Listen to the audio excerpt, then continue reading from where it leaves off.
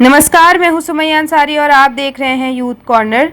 खबर आ रही है प्रयागराज के सराय इनायत थाने में पुलिस कर्मियों के द्वारा पत्रकारों और एक पत्रकार की 8 माह की गर्भवती पत्नी को पीटे जाने का मामला समाजवादी पार्टी के राष्ट्रीय अध्यक्ष अखिलेश यादव तक पहुंचाऊंगी और यदि अतिशीघ्र पत्रकारों के द्वारा पुलिस कर्मियों के खिलाफ दी गई तहरीर पर मुकदमा पंजीकृत कर कार्रवाई नहीं की गई तो मैं अपने समाजवादी पार्टी के साथियों के साथ सड़क पर उतरकर पत्रकारों को न्याय दिलाने का कार्य करूंगी।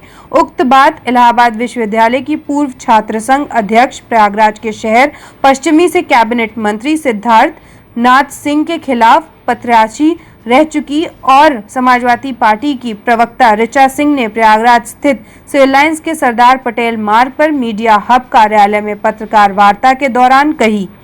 उन्होंने कहा कि पत्रकारों का थाने में पीटा जाना निंदनीय और शर्मनाक है। उन्होंने कहा कि जब सरकार जनतंत्र से तानाशाही की और बढ़ने लगती है तो सर्वप्रथम लोकतंत्र के चौथे स्तंभ पत्रकारिता पर प्रहार किया जाता है और ये सरकार उसी तरह का कृत्य कर रही है जिसमें 8 माह की गर्भवती महिला को थाने में बुलाकर पीटा जाता है।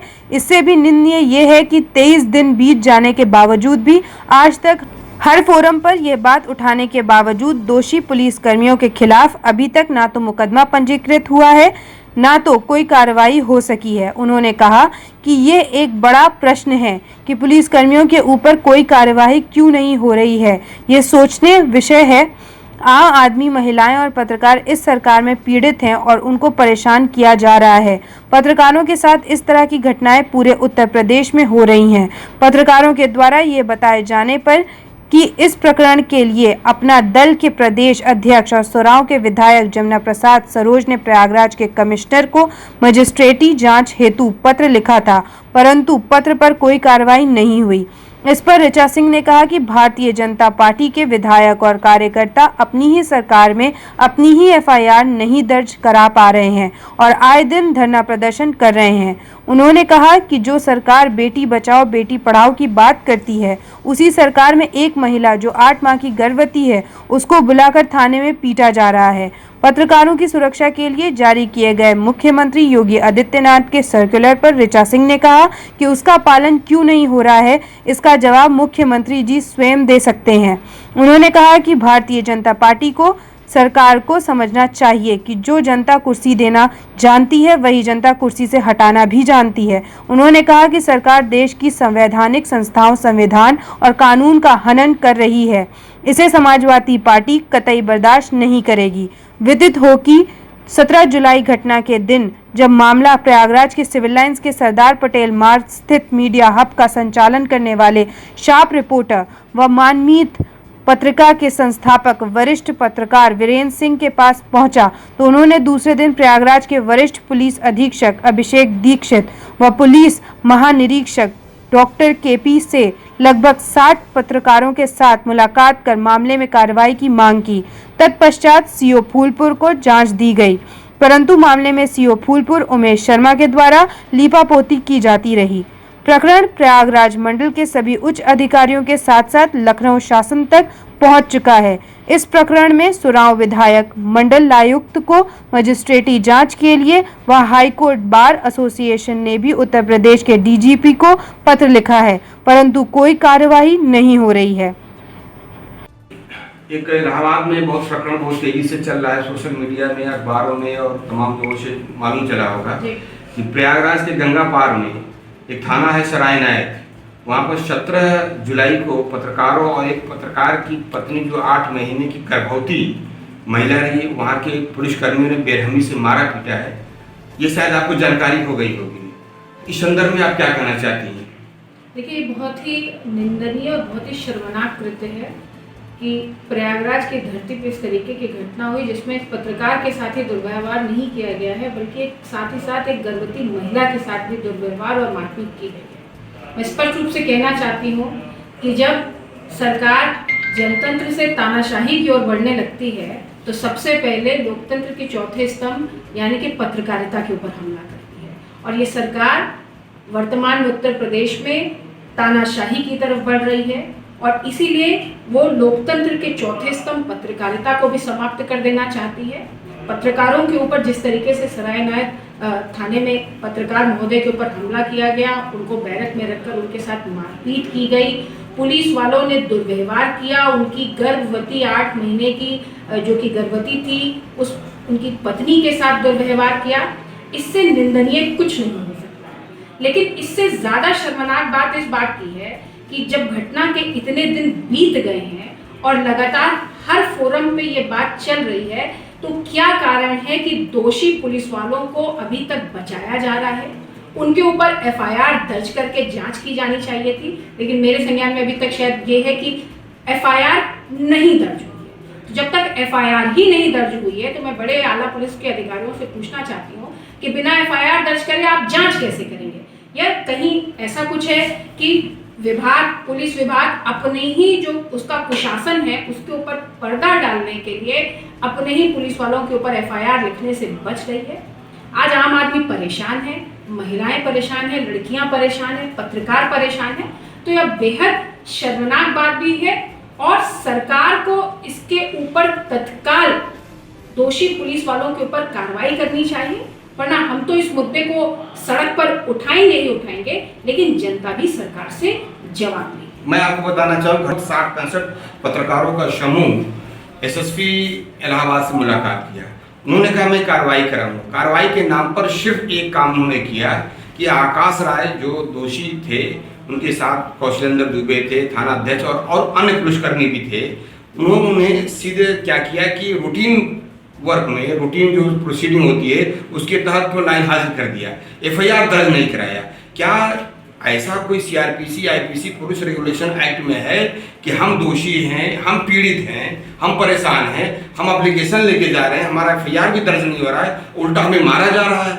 इससे पुलिस का कौन सा क्षेत्र नजर आ रहा है? कानून इस बात का अधिकार देता है हर नागरिक को कि अगर उसके साथ कोई भी घटना हुई है तो सर्वप्रथम पुलिस को सबसे पहले एफआईआर दर्ज करना। एफआईआर दर्ज ना करने के पीछे क्या कारण है, इसको स्पष्ट रूप से समझा जा सकता है कि पुलिस अपने ही लोगों को बचाने का प्रयास कर रही है। और मैं स्पष्ट रूप से कहना चाहती हूँ कि अगर उत्तर प्रदेश में पत्रकारों के साथ ये व्यवहार हो रहा है, आप बता रहे हैं कि 60 और 70 की संख्या में तमाम पत्रकार साथी पहुंचे थे वहां पे, अगर पत्रकारों के साथ ये व्यवहार हो रहा है तो आप समझ सकते हैं कि आम आदमी की क्या दुर्दशा है। अगर पत्रकारों की एफआईआर नहीं लिखी जा रही है, अभी कल की घटना है जहाँ पे एक लड़की ने जो है थाने के अंदर उसको जो है बैठा के रखा गया था और उसके बाद उसने आत्महत्या कर ली। तो ऐसी चीजों के लिए ये प्रशासन और उत्तर प्रदेश की सरकार जो बेटी बचाओ बेटी पढ़ाओ की बात करती थी और दूसरी तरफ थाने में बंद करके 8 महीने की गर्भवती महिला के साथ मारपीट और दुर्व्यवहार करती है, जांच के नाम पे खाना पूर्ति की जा रही है, एक टेबल से दूसरे टेबल भेजने का काम किया जा रहा है, जो नागरिक का प्रथम अधिकार है कि जो है उसकी शिकायत पे एफआईआर दर्ज होनी चाहिए, वो नहीं दर्ज हो रही है। तो स्पष्ट रूप से दिखाता है कि सरकार तानाशाह हो चुकी है और पुलिस वालों को, दोषी पुलिस वालों को कहीं ना कहीं संरक्षण है। और एक तरफ बड़ी बड़ी बातें पूरी प्रदेश की सरकार कर रही है कि वो अपराधियों को नहीं रहने देगी प्रदेश में, लेकिन जब कानून के रक्षक ही कानून के भक्षक बन जाएं, पुलिस वाले ही स्वयं अपराध करने लगे, तो आम जनता किसके पास जाएगी? ये एक बड़ा सवाल है। मैं आपको बता दूं, इसमें सराव के विधायक जमुना प्रसाद सरोज जो भारतीय जनता पार्टी से अलायंस अपना दल एस के प्रदेश अध्यक्ष भी हैं, उन्होंने एक पत्र भी लिखा था और उन्होंने भी पीसी करके सीधे कहा कि नहीं, इस पर कार्रवाई होनी चाहिए। पत्र लिखा कमिश्नर के नाम कि पुलिस द्वारा इसकी जांच न करा के मजिस्ट्रेट जांच कराया जाए, लेकिन कमिश्नर ने उसको पत्र को मजिस्ट्रेट जांच न करा के सीधे डीएम को भेज दिया, डीएम ने एसएसपी को भेज दिया। देखिए, ये कोई नई बात नहीं है। आए दिन भारतीय जनता पार्टी के चुने हुए विधायक रोज थानों में धरना देते हुए पाए जाते हैं। वो अपनी तो एफआईआर लिखा नहीं पाते हैं, तो उनके पत्र का कितना मतलब होगा ये हम और आप अच्छी तरीके से समझ सकते हैं। आए दिन वो जो है तमाम विधायक प्रदेश भर में थानों में बैठकर धरना देते हैं। इससे हर आम आदमी भारतीय जनता पार्टी के कुशासन से परेशान है। और अब खुले आम जिस तरीके से पत्रकारों को, महिलाओं को थाने में बंद करके पीटा जा रहा है, उनकी शिकायत नहीं लिखी जा रही है, ये बहुत निंदनीय है। हम इस सरकार को ये चेतावनी देना चाहते हैं कि अगर जल्द से जल्द एफआईआर नहीं दर्ज की गई तो हम लोग पीड़ित महिला के साथ सड़क पर बैठकर न्याय के लिए लड़ने का काम करेंगे। आपको बताऊं, घटना 17 तारीख को है। 17 तारीख को मुख्यमंत्री ने सर्कुलर पूरे प्रदेश में जारी किया और उन्होंने अपने पुलिस के सारे आला अधिकारियों को कहा कि ये सारे थाने में सर्कुलेट किया जाए कि पत्रकारों के साथ किसी प्रकार का दुर्व्यवहार न किया जाए, और उसी दिन ऐसी घटना घट जा रही है। तो क्या मुख्यमंत्री के आदेश का कोई उनके नीचे पायदान पर कर्मचारी उसका अवहेलना कर रहे हैं या फिर पुलिस तानाशाह हो गई है, उनका कोई असर नहीं है? देखिए, इस बात का जवाब तो मुख्यमंत्री जी से मांगा जाना चाहिए कि आखिर उनका ही आदेश अगर उनकी पुलिस नहीं सुन रही है, उनका शासन नहीं सुन रहा है, तो मैं बार बार कह रही हूँ कि जब विधायकों की नहीं सुनी जा रही है, आप बता रहे हैं कि मुख्यमंत्री जी का सर्कुलर भी पुलिस वाले नहीं मान रहे हैं, तो आम आदमी का क्या हाल है उत्तर प्रदेश में, इसको समझा जा सकता है। लेकिन हम आपको की कहना चाहते हैं कि हम लोग परेशान जनता के लिए आवाज उठाएंगे, लड़ेंगे, और भारतीय जनता पार्टी को स्पष्ट रूप से ये कहना हमारी नैतिक जिम्मेदारी है कि दोषी पुलिस वालों को बचाने का काम कतई ना करें, वरना ये सरकार जो कि बहुमत लेकर आई थी, अगर जनता आपको कुर्सी देना जानती है तो उससे कहीं तेजी से कुर्सी छीनना भी जानती है। इस बात का जो है ध्यान विजय जी, आप जो है इलाहाबाद विश्वविद्यालय की मैं समझता हूँ कि पहली महिला अध्यक्ष रही है, एक इतिहास रहा है और ये गौरव की बात रहा है इलाहाबाद विश्वविद्यालय का। और इसके बाद तत्काल आपको समाजवादी पार्टी ने प्रदेश का प्रवक्ता बनाया और शहर पश्चिमी से आपको चुनाव भी लड़वाया।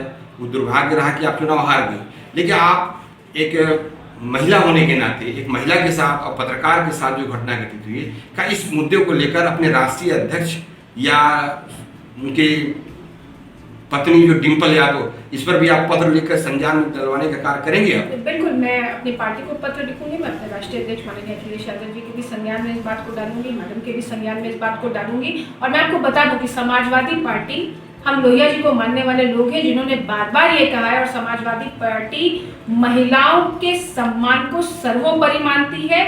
महिला सम्मान को जो भी ठेस पहुंचाएगा उससे मजबूती से लड़ने का काम हम समाजवादी लोग करेंगे। मैं इलाहाबाद विश्वविद्यालय की पूर्व अध्यक्ष रही हूँ, पहली महिला अध्यक्ष होने का मुझे मौका मिला है। मैं आपको बता दूं कि यहाँ पे एक ऐसा वाइस चांसलर था जो कि महिला विरोधी गतिविधियों में लिप्त था। पूरे प्रदेश की सरकार और केंद्र की सरकार का संरक्षण होने के बावजूद उखाड़ के हम लोगों ने इलाहाबाद से बाहर फेंक दिया, क्योंकि हमें संस्थाओं का, संविधान का, कानून का इस्तेमाल करना आता है। कानून को के शासन में हम भरोसा करते हैं और कानून के माध्यम से लड़कर, अहिंसावादी माध्यम से लड़कर, लेकिन हम जनता को न्याय दिलाने का काम करना भी बेहतर तरीके से जानते हैं। आपका नाम संघर्षों के रूप में लिया जाता है, जन सरोकार से आप अक्सर लड़ती झगड़ती रहती हैं, आंदोलन करती रहती हैं। ये एक बहुत बड़ा इश्यू है, चौथा स्तंभ, फोर्थ पिलर है। और दूसरी बात ये जो महिला के साथ घटना हुई, इस पर आप अपने स्तर से, क्योंकि इलाहाबाद से आप राजनीतिक धरती रही है, इलाहाबाद से पैदा हुई है राजनीति के क्षेत्र में, आप अपने स्तर से इस पर क्या करेंगी? मैंने आपसे कहा कि अगर तत्काल जो है सरकार और शासन प्रशासन दोषी पुलिस वालों के ऊपर कार्रवाई नहीं करता है, तो हम पीड़ित महिला के साथ सड़क से लेकर जहां तक ये लड़ाई जाएगी वहां बैठकर लड़ने का काम करेंगे। आज ही मैं राष्ट्रीय महिला आयोग को भी पत्र लिखूंगी और उस पर भी इस बात का ध्यान आकृष्ट करूंगी कि वो तत्काल इसके ऊपर संज्ञान लेते हुए पुलिस कर्मियों के ऊपर, दोषी पुलिसकर्मियों जिन्होंने पत्रकार के ऊपर भी हमला किया, एक गर्भवती महिला के ऊपर हमला किया, उनके ऊपर कार्रवाई करें। मानवाधिकार आयोग को भी पत्र लिखा जाएगा और अन्य तमाम माध्यमों से हम लोग इस बात को, अगर ये सरकार नहीं सुनेगी, ये संस्थाएं नहीं सुनेगी, तो हम जनता की अदालत में लेकर जाएंगे और जनता की अदालत में जवाब मांगेंगे और जनता को बताएंगे कि किस तरीके से महिलाओं के साथ दुर्व्यवहार करने वाली सरकार है, पत्रकारों के साथ दुर्व्यवहार करने वाली सरकार है। अगर लोकतंत्र के चौथे स्तंभ के साथ इतना बड़ा अन्याय हो रहा है, तो इसको जनता को समझना होगा कि लोकतंत्र अपनी खत्म होने की कगार पे है इस सरकार में, भारतीय जनता पार्टी की सरकार में। और इस तानाशाही रवैये को खत्म करने के लिए हम जनता की अदालत में जाएंगे और जनता के बीच में जाएंगे। आज की खबर में बस इतना ही। ऐसी खबरों को देखने के लिए जुड़े रहें यूथ कॉर्नर के साथ।